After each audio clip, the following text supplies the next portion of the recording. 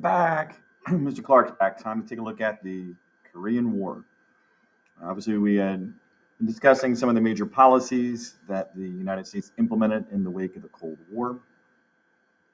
The United States had the policy of containment, where the United States hoped to contain communism from spreading. They realized they would not be able to liberate the Soviet Union, nor would they be able to do much about Eastern Europe at this point in time, but they wanted to kind of limit communism to its current borders. In addition, President Truman issued the Truman Doctrine, which said the United States would support any country who was trying to resist communism. So in this particular section, we'll be looking at how Mao Zedong and the communists gained power in China, which is the first failure of the policy of containment. We'll look at the causes and reasons why the United States got involved in the Korean War, and we'll identify the long-term effects and outcomes of the Korean War. So after Russia turned communist in 1917, what goals did the Soviets develop? Well, the Soviet Union, especially under Stalin, they had a desire to spread communism across the globe.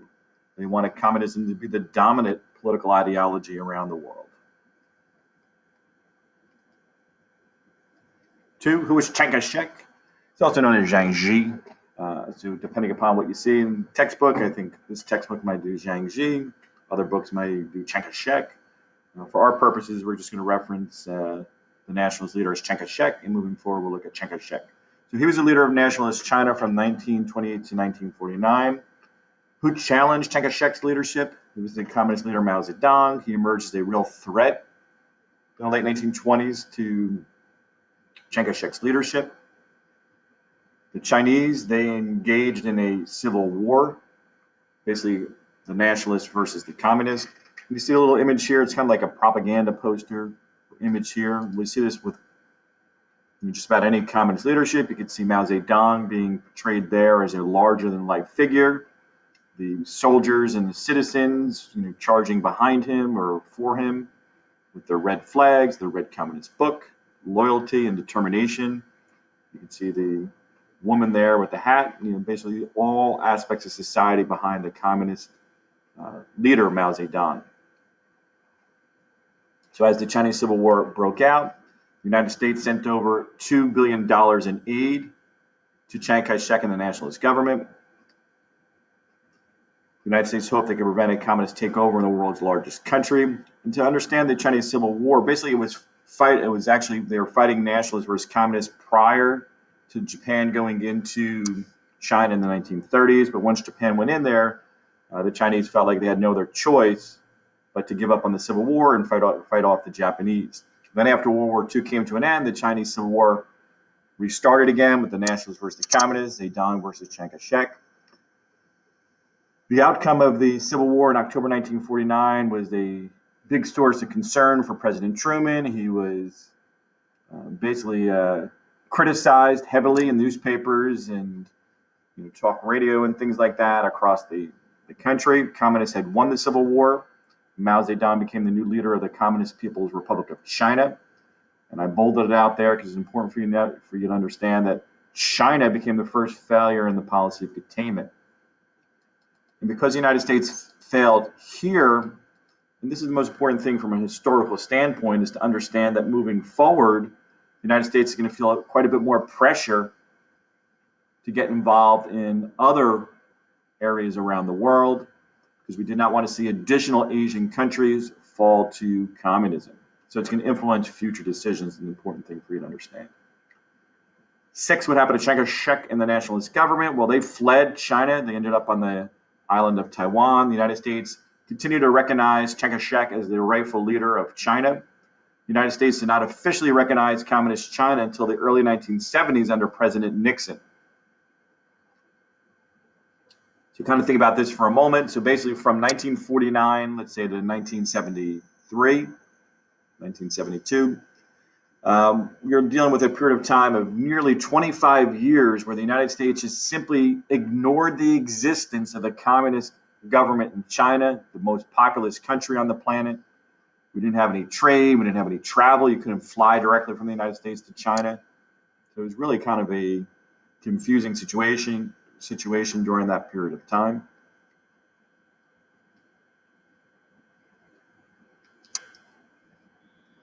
We'll read a little quote here from the United States Secretary of State, Dean Acheson. This is known as his White Paper on China in August of 1949. This is his quote. The unfortunate but inescapable fact is the ominous result of the Civil War in China was beyond the control of the United States. Nothing that the country did or could have done within the reasonable limits of its capabilities could have changed the result. So in some ways, he's trying to justify President Truman's failure and the United States government's failure to stop the spread of communism into China. So question 7, do you think Acheson's argument about the Chinese Civil War and outcome is valid? Do you think the United States could have done anything to prevent China from becoming communist? The text states that Mao's victory in China was an immense shock to Americans. It suggests the United States did not take the threat of Mao that Mao represented or the importance of China seriously until after the Chinese Civil War had ended. It's possible had the United States sent in troops and been more watchful about sending aid that could have saved Chiang Kai-shek from being ousted. Obviously there's some skepticism on that. Next, we're going to focus in on Korea. How did the UN, the United Nations, divide Korea at the conclusion of World War II? It was divided at the 38th parallel, or line of latitude. You can see that dotted line on the map. North Korea was communist, South Korea was democratic. The Soviet Union was able to guide the North Koreans in the aftermath of World War II, and the United States was helping to guide the democratic government in South Korea. 9, how did President Truman react when the North Koreans' aggressive actions, unprovoked, preemptively, just kind of went right across the 38th line of latitude or parallel and into South Korea in July 1950?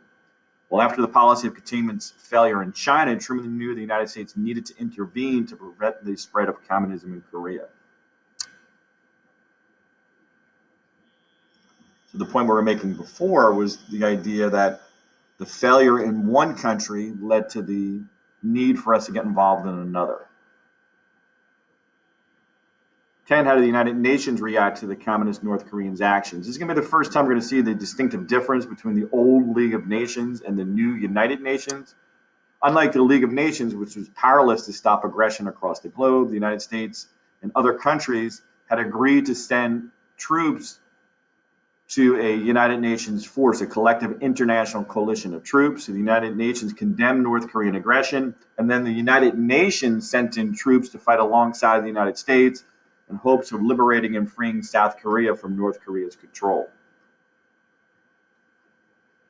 President Truman, number 11, he put General Douglas MacArthur, the old general from the fights in the Philippines and the Pacific in World War II, in charge of the forces in Korea.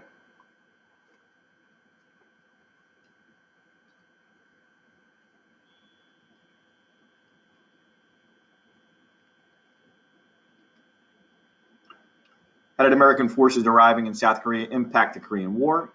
MacArthur quickly drove the North Korean forces back across the 38th parallel. Truman ordered him to pursue the troops across the line into North Korean territory. So it became more than just a simple war to liberate and free South Korea from North Korean control. So you can see MacArthur's here. It's kind of our defensive line, and he pushed all the way forward and northward across the 38th line of latitude, and he's pushing the North Korean troops back further and further.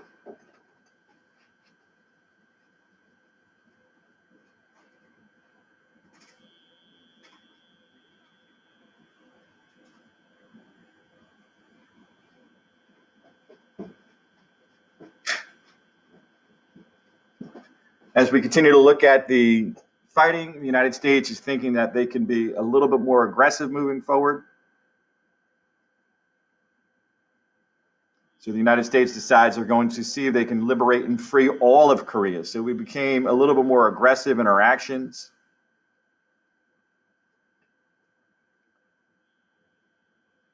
So we look at the Chinese, they're becoming a little bit nervous at this point in time.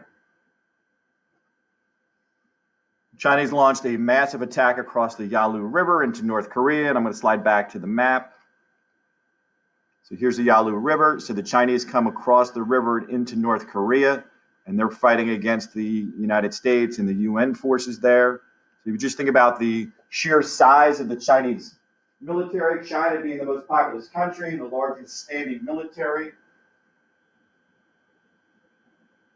That allows for the Chinese to be a distinctive threat to the United States. So MacArthur's troops were driven back. They were basically pushing us back towards the 38th parallel. And with the Chinese involved now in the war, Douglas MacArthur went to Truman to kind of request additional permissions during the war. MacArthur wanted to escalate the war with a blockade of Chinese ports and bombing Chinese cities with atomic bombs. He said we could use 20 to 30 strategic atomic bombs on China. His goal was to drive Zedong from power in China and reinstall Chiang Kai-shek as a rightful leader of China. So MacArthur's idea was basically to try and rid China of communism, get rid of communism in North Korea, and basically solve the communist problem in Asia. And that would have been a very ambitious goal. 15, President Truman and MacArthur's positions on the war were distinctively different. Truman stated the United States should pursue a limited war goal that would not involve sending large numbers of troops or using weapons that could cause decisive and widespread destruction, such as the atomic bomb. He did not want to risk an all-out war with China or the Soviet Union. He did not want to use atomic weapons again.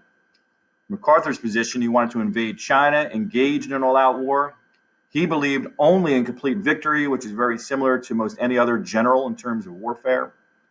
And he had a hard time walking away from a battle that he felt he could win.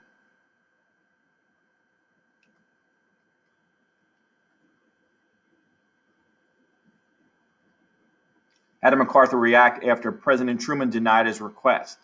MacArthur sent a letter to Congress trying to go around President Truman. He ridiculed Truman as being spineless. He said there's no substitute for victory. So if a general badmouths or talks poorly about the president has the right, and this is what Truman did. He fired MacArthur. And the United States reacted negatively. Truman's rating within the country, usually have like a approval rating scale that the Gallup polling organization does, and that collapsed for Truman.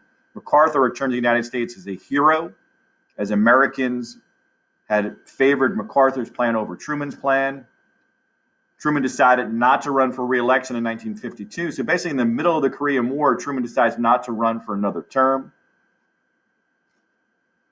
Truman would have been the last president in the history of our country who could have run for a third term, because he served almost 4 full years filling out the remainder of Roosevelt's term. He won 1 term on his own in 1948. So he served like almost 8 years, like 7 years and change as president, and he could have run for another 4-year term, hypothetically, in 1952, but he declined. Dwight Eisenhower would win the presidency, and he would come into the presidency in 1953, and quickly he would put an end to the Korean War. The war ended in July 1953. North and South Korea remained divided at the 38th parallel.